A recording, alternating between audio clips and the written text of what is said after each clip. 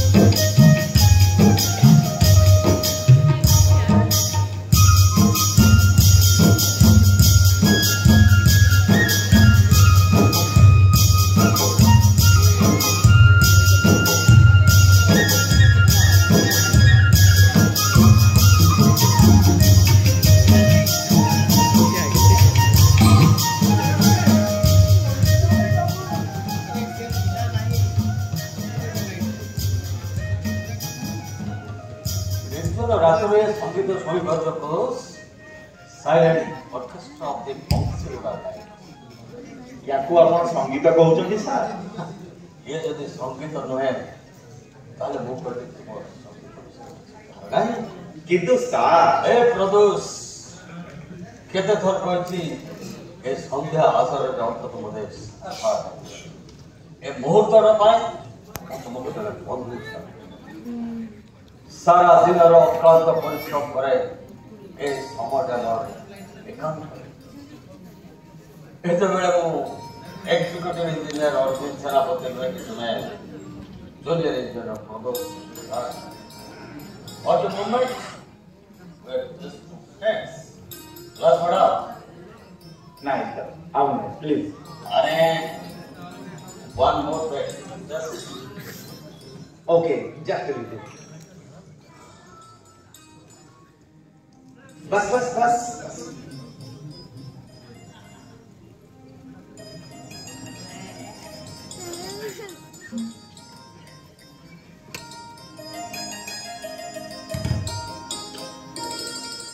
चलो प्रदोष वो एक बंसीवाला प्रोजेक्ट काई हाथ को देछि वर्ल्ड बैंक ई प्रोजेक्ट पई जो $200 कोटी ऋण मंजूर करिछि तार प्रथम शर्त होउछि आपण ही प्रोजेक्ट दायित्व रे रहिबे मारो बोले से वर्ल्ड बैंक शर्त वो न चाहथिले ना वर्ल्ड बैंक ना गवर्नमेंट ऑफ इंडिया के मते बाध्य करबो ब्रह्मपुत्र ऊपर विशाल बंध तैयारी करी आपण विश्व बैंक आ भारत सरकार पर सुनजर को आसी सारी छथिका सुनजर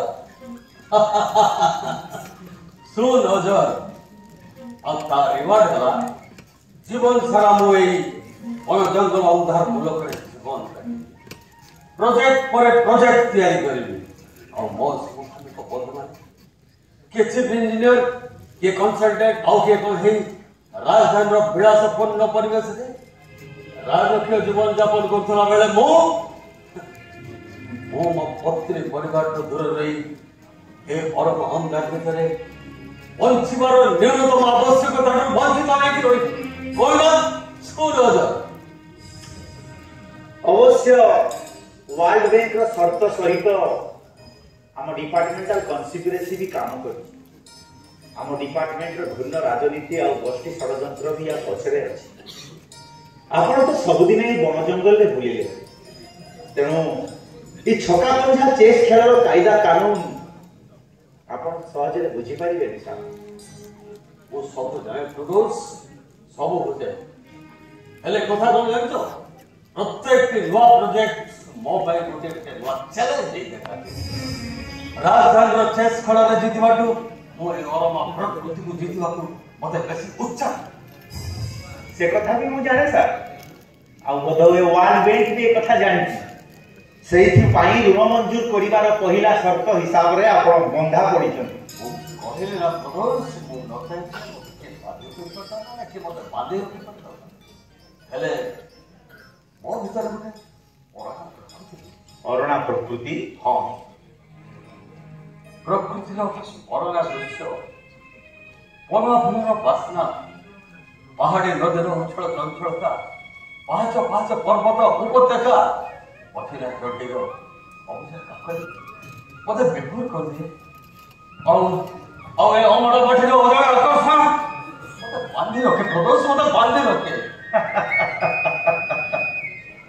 ଆପଣ ଇଞ୍ଜିନିୟର ରହି କବି ହବା ଉଚିତ ଥିଲା ସାର୍। କିଏ କହିଲା ମୁଁ କବି ନୁହେଁ? ତୁମେ କଣ ଭାବୁଛ ଯେ ଶବ୍ଦକୁ ଶବ୍ଦ ଯୋଡ଼ି ଗୁଡ଼ାଏ ଅକ୍ଷର ସଜାଇ ପାରିଲା ସେ କବି? ନା ପ୍ରଦୋଷ ନା। ଏ ଭାବକୁ ଅଭାବ ସାଙ୍ଗରେ ଯୋଡ଼ିପାରେ, ଦୃଶ୍ୟକୁ ଅଦୃଶ୍ୟ ସହିତ ସଂଯୋଗ କରିପାରେ, ଅଶୁଣା ସଙ୍ଗୀତର ଅନାହତ ରାଗକୁ ଯିଏ ସୂକ୍ଷ୍ମ ଚେତନାରେ କରିପାରେ ଏ କବି। ଏଇ ଯୋଉ ବଂଶୀଗୁଡ଼ାର ସାଇଲେଣ୍ଟ ଅର୍କେଷ୍ଟ୍ରା ମୋ କାନକୁ ଅପୂର୍ବ ପଚାରିଲାଣି। ତୁମେ ବି କାନ ଦେବ, ତୁମେ ବି ଶୁଣିପାରିବ। ଏ ପ୍ରଦୋଷ ତୁମେ ହିଁ ଅନ୍ଧାର ମୁଖ ଉପତ୍ୟକା ପୂଜା ତୁମକୁ ବି ସେ ଦୃଶ୍ୟ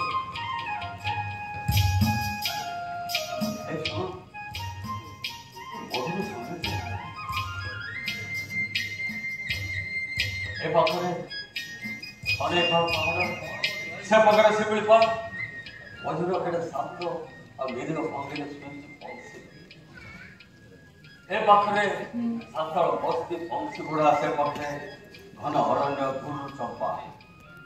ଖାଲି ବକ୍ରବନ୍ଧର ଭିତରେ ଗୋଟିଏ ପ୍ରକାର ଦୃଶ୍ୟ ଥିଲା। ଆଜି ଟିକା ଜନ୍ମହରରେ ସବୁକିଛି ଯେମିତି ସ୍ୱପ୍ନ ଛନ୍ନ, ଗୋଟିଏ ଦୃଶ୍ୟର ଆଉ ଗୋଟିଏ ଦୃଶ୍ୟ।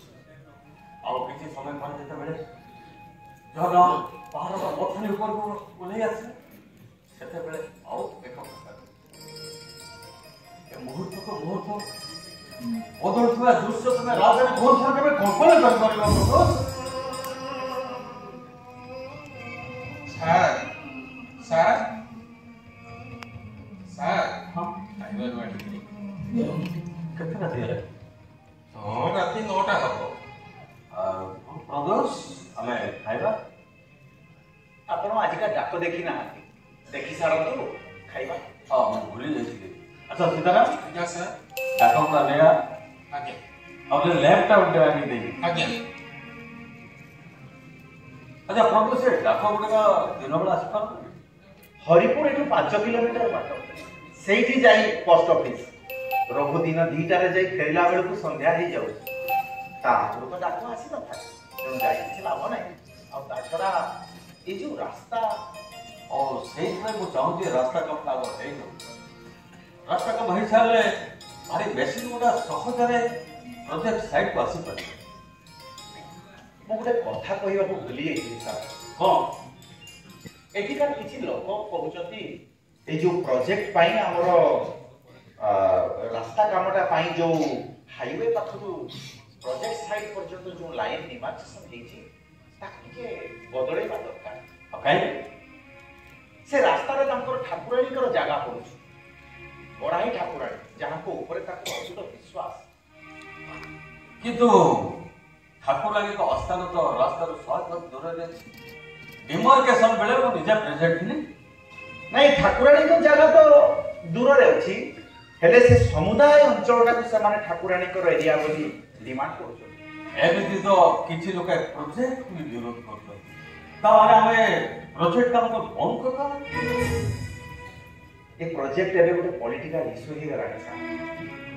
ଛାଡ଼ନ୍ତୁ, ସିଏ ତ ରାଜନୀତି ବାଲାଙ୍କ କାମ। ହେଲେ ଏଇ ରାସ୍ତା କାମ ପାଇଁ ବି ଆମର ଏଇ କୁଲି ମଜୁରିଆ ଗୁଡ଼ା ବି ଆପତ୍ତି ଉଠାଉଛନ୍ତି ସାର୍। ସେମାନେ କ'ଣ ଚାହୁଁଛନ୍ତି? ରାସ୍ତା ନ ହଉ? ନାଇଁ, ରାସ୍ତା ହଉ, ହେଲେ କୁସୁମା ସୋଳ ଭାୟା ବାଘୁଆପା। ଆରେ ଏ ଲୋକମାନଙ୍କର ମୁଣ୍ଡ କ'ଣ ଖରାପ ହେଇଗଲାଣି? ଅଯଥାରେ 5 କିଲୋମିଟର ଡାଇଭରସନ୍, ଆଉ ଏ କୁଲି ମଜୁରିଆଙ୍କ କଥାରେ 5 କିଲୋମିଟର ବୁଲେଇ ମୁଁ ରାସ୍ତା ପକେଇ ପାରିବିନି। ନା, ସେମାନେ କ'ଣ ଭାବୁଛନ୍ତି? ମୋର ଆଶଙ୍କା ସେମାନେ ହୁଏତ କାମ ବନ୍ଦ କରିଦେଇ ପାରନ୍ତି ସାର୍। କାମ ବନ୍ଦ କରିଦେବେ? ସେମାନେ ଭାଲୁବସା ଛକ ଯାଇ ରାସ୍ତା ତିଆରି କରିବେ। ତାପରେ ଯଦି ଡାଇଭରସନ ନ ହୋଇ ସିଧାସଳଖ ହବାର ଯୋଜନା ହୁଏ, ତାହେଲେ ସେମାନେ କାମ ବନ୍ଦ କରିବେ। ଦରକାର ପଡ଼ିଲେ ବୁଲଡୋଜର ଆଗରେ ବି ଶୋଇବେ। ଆଚ୍ଛା ପ୍ରଦୋଷ, ସେଇ ବଂଶୀଗୁଡ଼ା ଅଞ୍ଚଳକୁ କେମିତି ମାର୍ଚ୍ଚ ବସିଯାଇଥିଲେ? ଇଏ ମାର୍ଚ୍ଚ କି ମାଣ୍ଡେଲା ଜାଣିଲେ କି? ମାର୍ଚ୍ଚ କଣ କୋଉ ଦେବଦେବୀଙ୍କର ଭକ୍ତ ଥିଲେ? ଇଏ ହଉଛି ବଂଶୀଗଡ଼ା ଲୋକଙ୍କର ଧାର୍ମିକ ବିଶ୍ୱାସ ଆଜ୍ଞା। ବଂଶୀପୁରା ଲୋକଙ୍କ ଫିଲିଙ୍ଗସକୁ ସମ୍ମାନ କରେ। ତାଙ୍କ ନେତା ମାର୍କ୍ସ ହୁଅନ୍ତୁ କି ମାର୍କ୍ସ ବୋଲାର ହୁଅନ୍ତୁ ମୋର କିଛି ଯାଏ ଆସେ କିନ୍ତୁ ଜାତୀୟ ରାଜପଥରୁ ପ୍ରୋଜେକ୍ଟ ପର୍ଯ୍ୟନ୍ତ ରାସ୍ତା ସଡ଼କ ହେବ ସମ୍ପୂର୍ଣ୍ଣ ସରଳ ଏକା नो क्वेश्चन ଆଚ୍ଛା ଶୁଣ କାଲି ସଡ଼କର ଭୂମି ପୂଜା ହବ ମନେ ଅଛି ନା? ଦେଖାଯାଉ କାଲି କ'ଣ ହଉଛି। ଦେଖାଯାଉ କଣ ଆରେ ମନ୍ତ୍ରୀ ମଙ୍ଗଳ ଦାସ ମାଝୀ ଆସି କାଲି ସଡ଼କର ଭୂମି ପୂଜା କରିବେ ପରା। ପରିବେଶ ସୁରକ୍ଷା ସମିତିର କର୍ମୀମାନେ କାଲି କୁଆଡ଼େ ମନ୍ତ୍ରୀକୁ ଆଗରେ ଧାରଣା ଦେବେ। ଓ ଇଏ କଣ କରିବ ସେଥିରେ ଆମର କଣ ଯାଇ ଆସେ ଆମେ ତ ପ୍ରସ୍ତୁତ ହେବା ଦରକାର। ଭୂମି ପୂଜାର ସମସ୍ତ ପ୍ରସ୍ତୁତି ହେଇସାରିଛି ସାର୍। ଆଚ୍ଛା ସାର୍ এই চিঠি ସୀତାରାମ ଆଜ୍ଞା ଏସବୁ ଆଜିକା ଚିଠି ଆଉ ଏ ଗଣ୍ଠଟା ହଲେଇବେ ନହେଲେ ଦପ ଦପ କରିବ। ଆଚ୍ଛା ସୀତାରାମ ସାର୍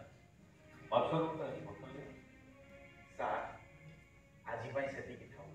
ଅଲରେଡି 3 ପେକ୍ ନେଇ ସାରିଲେଣି। Oh, one more pack will do no harm. तुम्हें मत बारह करो नहीं पुरुष. I want to get dope tonight. देह पा खराब हेले एटी पाखरे हॉस्पिटल नहीं सर।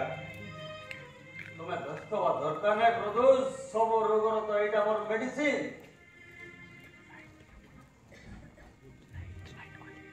ସାର୍ ବୋତଲ ଖୋଲିଦେବି ସାର୍। नहीं नहीं मते दियो।